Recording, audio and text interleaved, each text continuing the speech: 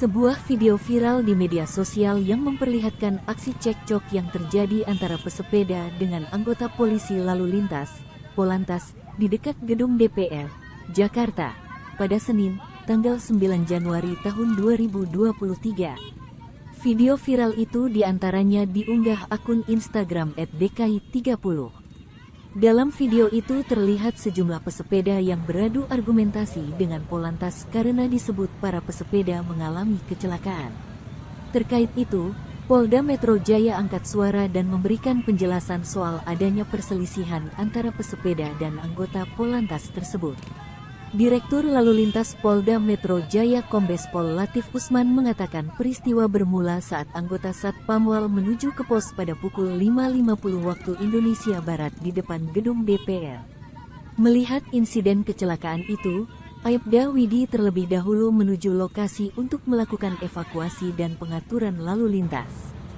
Selanjutnya, Aibda Soleh menyusul rekannya menyeberang jalan ke lokasi kecelakaan dengan memberikan isyarat dengan tangan agar pengendara lain memperlambat laju kendaraannya.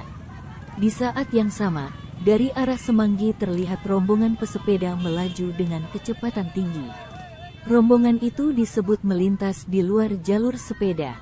Melihat Aibda Soleh menyeberang, rombongan pesepeda bagian depan menurunkan kecepatan sepedanya. Namun, rombongan selanjutnya tak bisa mengendalikan laju sepedanya.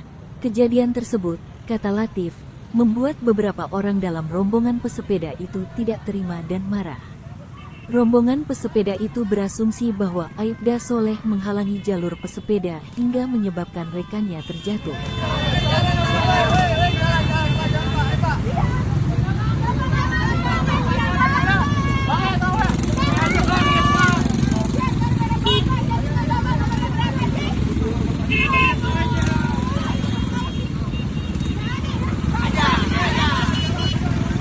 Terima kasih sudah nonton.